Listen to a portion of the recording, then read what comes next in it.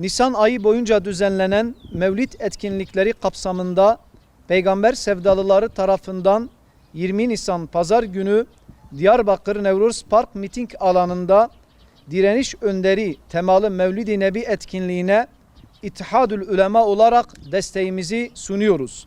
Hz. Peygamber sallallahu aleyhi ve sellemin sünnetini anlamada ve yaşamada ciddi bir rolü olduğunu düşündüğümüz bu tarz etkinliklere katılımın önemine vurgu yapıyoruz ve başta üyelerimiz olmak üzere tüm halkımızı bu pazar günü programa davet ediyoruz.